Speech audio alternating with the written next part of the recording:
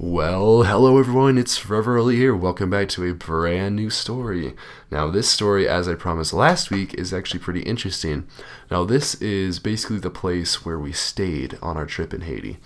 So basically what happened was after we left the airport, we were like walking past a lot of bag carriers, and these bag carriers were like people that you could pay to hold your bags and grab your bags and bring them to your vehicle or whatever. And this is just not any ordinary airport. This is like as soon as you leave, you're on a busy city street, and it's just really, really busy. So basically, we go, and all these bag carriers are wanting us to grab my one bag that I had. So basically, we just kind of get past them. So then we get into this colorful vehicle called a Tap Tap. Now, a Tap Tap is basically a modified pickup truck. It's basically built to be like a caravan type of like troop army carrier. It's kind of like like a troop carrier, like a 5-ton truck in the military, except it's not that big. So basically, what it is just like 5 or 10 people sit on each side of this Tap Tap, depending on how big it is. And it's very brightly colored. I'll throw up a picture right here of what one looks like, but it's very brightly colored and often has like religious like signs and stuff all over it. But anyway, the name Tap Tap actually comes from the people, like when they want to stop, they'll like tap their knuckles on the window so the person knows to stop and stuff. So that's actually how we get that name. So we hop into this Tap Tap, and we actually go and drive about an hour to our house, or the compound where we meet the rest of our team. And basically, we see a ton of people everywhere on our way. So we're just driving, and that was a really long hour. But basically, we were driving, we were just looking at everything, seeing all the crowded city streets. And I just want to give you guys a little mental image about what goes on in Haiti. Okay, so when you're driving, there is no street rules, okay? So if you're going to pass someone, you honk and you speed past them at 50 miles per hour. It's really scary. There's people driving between trucks. There's people, like full semi-trucks are driving between two little cars just going down the street. And there's no left or right lane. So if you're driving in the right lane, well, there is no right lane. You basically just drive wherever you can. And it's actually pretty scary.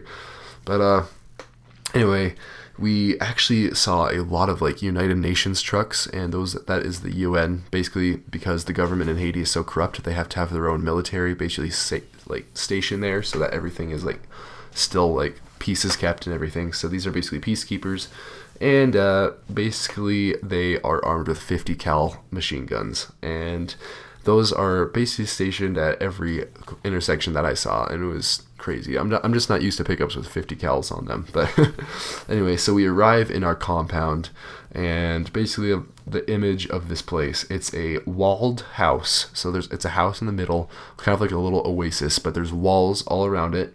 And on top of the walls, there's barbed wire and like shattered glass so people can't climb over.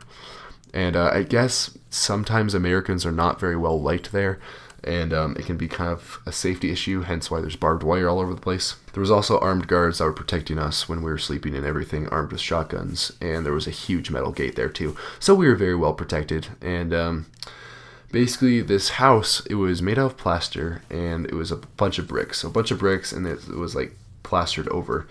Now, there was about 3 bathrooms and a kitchen and a eating area. And there was also 4 bedrooms. So it was a decently sized house, a good house. Our team that we were with was about 10, 12 people or so. So we had enough people. And the bathrooms were okay, surprisingly. The showers were like, there's no filtration in the water, so the showers are like silty, and you'll just get like little pebbles all over you sometimes. But it wasn't that bad. But you can't drink the water because it's not filtered water, so we had to buy like 5-gallon jugs every time and just fill them up with water that's clean.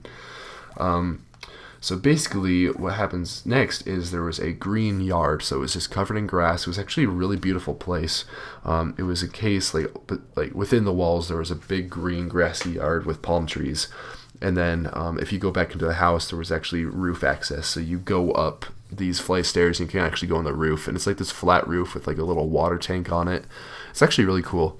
They actually had a pet cat there too, and her name was Gabby. And that was, it was one of those orange cats. I'm not sure what those are called, but it was an orange cat, and she was so nice. And that was just kind of our little mascot for the week. So another funny little sub story was my brothers and another girl and another guy, we were all about the same age, and or in the age group, and we noticed that there was a coconut that had actually fallen from the palm tree in our yard, and so we're like, oh, we should try to open this. So coconuts are naturally built to withstand a lot of abuse. So we tried to do everything we could. We tried to throw it from the top of the roof. We tried to smash it with a rock. We just tried to like rip it apart. We tried to jump on it, everything. And then this Haitian guy comes over, and he's noticing that we're struggling with this coconut. And he just whips out this machete and just cuts the skin off, and then breaks the coconut so that we can drink the milk inside. It was actually really good. I really do like coconuts. They're really good. But that was quite the experience. So anyway, the place, it was really cool, but it was very hot at night because, you're by the equator and you're like in the Caribbean, so it's a very hot night. But it was really cool, and there was no mosquito nets, and that was a big deal because by the end of the week, my older brother had 180 mosquito bites, and I had 157 mosquito bites, and it was just insane. So fortunately, we had our malaria shots. But yeah, it was really, really cool. We actually saw a tarantula at the house too. So it was just a little bundle of adventure at that house. But no, it was really cool. I'm really glad we were able to stay there. It was definitely an oasis surrounded by a lot of other stuff.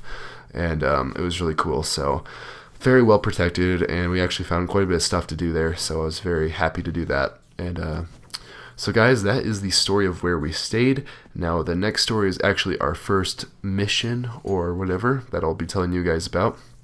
So stay tuned for that, and links for my past stories will be in the description, so don't forget to check those out.